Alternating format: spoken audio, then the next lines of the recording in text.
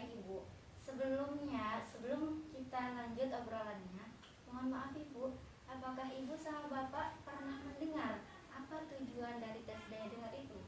Belum. Baik, kalau belum, nanti saya akan jelaskan Ibu ya, bahwa tes daya dengar itu apa sih, seperti apa, seperti itu ya.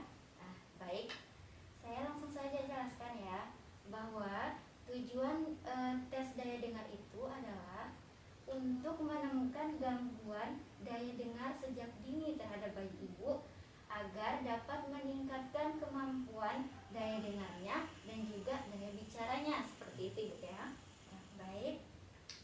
Adapun di sini, kapan biasa dilakukan jadwal tes itu? Biasanya untuk anak yang umurnya di bawah 12 bulan itu biasanya dilakukan tes 3 bulan sekali Ibu ya Pak.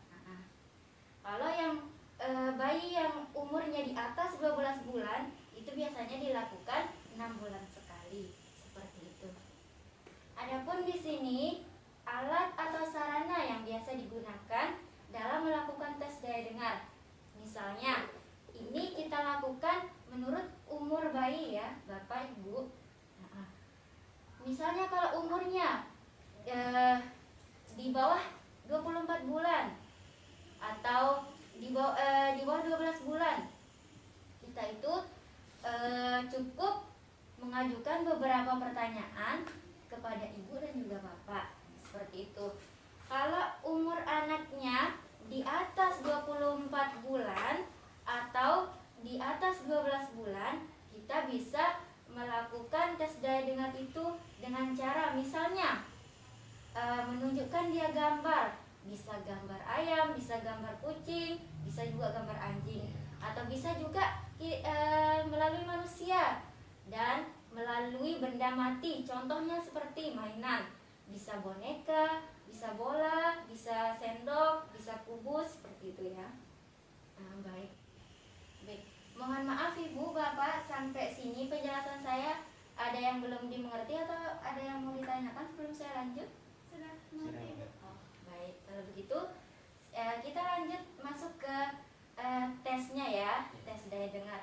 Baik, mohon maaf Ibu, anak Ibu tanggal lahirnya berapa, tanggalnya berapa, bulannya bulan apa, tahunnya berapa Ibu? Tanggal 2 bulan 6 ya. Bulan 6 2020. Oh iya, berarti 4 bulan ya Ibu ya, tepat seperti yang Ibu katakan di awal tadi. Baik Ibu, umur anaknya 4 bulan ya. Jadi di sini karena anak Ibu tergolong umurnya di bawah 12 bulan, maka di sini nanti tes daya dengarnya itu saya cukup mengajukan beberapa pertanyaan terhadap Ibu dan juga Bapak, seperti itu ya. Nanti pertanyaan saya ini Ibu sama Bapak jawab saja. Misalnya pertanyaan saya sesuai dengan apa yang terjadi sama anak Ibu atau sesuai dengan pengamatan Ibu dan juga Bapak terhadap anaknya di rumah. Jadi Ibu cukup jawab iya, seperti itu ya. Kalau apa yang saya tanyakan itu tidak sesuai dengan bayi Ibu atau tidak sesuai dengan pengamatan Ibu terhadap bayi Ibu yang terjadi terhadap bayi Ibu di rumah, Ibu dan Bapak bisa mengatakan tidak, seperti itu ya. Baik, pertanyaan saya, apapun pertanyaan saya nanti, Ibu dan juga Bapak jawab saja dengan sebenar-benarnya atau dengan apa adanya gitu, tanpa ada rasa ragu-ragu atau rasa takut Ibu ya Pak. Karena tujuan saya menanyakan itu tidak untuk mencari kesalahan Ibu sama Bapak, cuman saya pengen tahu pertumbuhan anak Ibu bagus apa tidak, daya dengarnya bagus apa tidak, seperti itu ya. Baik, saya langsung ke pertanyaannya aja ya Ibu Bapak. Baik, pertanyaan saya yang pertama, apakah ketika bayi Ibu dalam keadaan tidur terlentang lalu ada bunyi-bunyi yang berisik, seperti misalnya Ibu atau Bapak misal atau keluarga di rumah membuat keributan atau ribut, apakah bayi Ibu terbangun dari tidurnya Pak? Iya Ibu. Oh baik ya. Ya itu ya pertanyaan yang pertama ya. Selanjutnya pertanyaan yang kedua, apakah ketika Ibu sama Bapak duduk di posisi yang tidak dilihat oleh bayi ibu sama bapak. Kemudian ibu bertepuk tangan atau ada bunyi-bunyi yang berisik. Apakah bayi ibu terkejut? Iya, ibu dia terkejut. Iya, baik. Yang ketiga, misalnya ibu ketika anak ibu tertidur, kemudian ada bunyi-bunyi yang berisik, atau misalnya ibu menjatuhkan piring pada saat di dapur. Nah, karena suara yang berisik itu membuat anak ibu terkejut dan terbangun. Apakah suara itu membangunkan anak ibu? Kemudian yang terakhir ya, ibu bapak, misalnya ketika ibu berada di posisi yang tidak dilihat oleh bayi ibu sama bapak, kemudian ibu sama bapak memanggil namanya atau membunyikan suara-suara, apakah dia menoleh ke arah suara tersebut atau ke arah bapak, ke arah ibu dan bapak? Iya. Baik.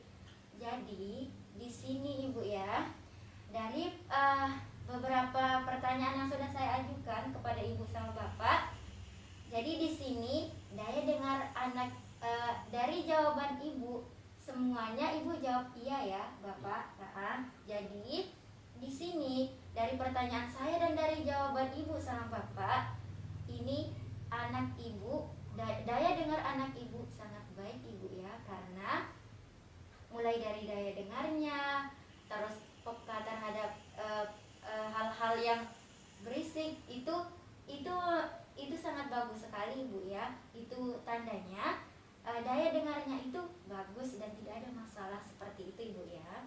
Nah, jadi mohon maaf ibu, saya boleh lihat buku KIA-nya? Yang ini bu. Iya, baik. Ini ibu sudah pernah meriksa ke posyandu ya ibu ya? Iya ibu, jadi kemarin kita periksa ke posyandu dan buku posyandunya itu, bukunya itu diambil dan kita dikasih yang ini. Oh baik ibu, nggak apa-apa. Jadi ini aja ibu ya. Iya. Nah, jadi seperti penjelasan saya yang tadi, bahwa di sini jawaban ibu iya semua ya. Jadi tidak ada masalah dengan bayi ibu, pendengarannya bagus, tumbuh kembangnya juga bagus ibu ya. Nah ibu terus saja, ibu sama bapak terus pantau pertumbuhannya ya. Nah, nanti kalau ada apa-apa atau ada keluhan, ibu bisa datang lagi ke sini atau ibu bisa konsultasi ke tenaga kesehatan lainnya gitu ya. Iya. Baik ibu, saya rasa penjelasan saya cukup jelas ya. Atau ada yang mau ibu tanyakan? Sudah jelas ibu. Oh baik, kalau sudah jelas, mohon maaf saya yang bertanya ibu ya, Pak. Nah, dari penjelasan saya yang tadi, apakah ada yang ibu pahami? Dari yang ibu jelasin tadi itu, yang Ya. tadi saya tangkap itu kalau apa namanya? Kalau Mungkin dari daya dengarnya ibu, mungkin. iya, daya dengarnya itu sudah baik, seperti saat dikagetkan, saat mendengar berisik-berisik dia langsung kaget, atau dia menoleh saat mendengar kita berbicara atau memanggil namanya. Iya, baik ibu ya. Jadi saya rasa ibu sudah paham dan mengerti ya soal penjelasan saya. Ya, terima kasih ibu. Saya rasa cukup sampai di sini untuk penjelasan saya. Terima kasih atas kunjungannya.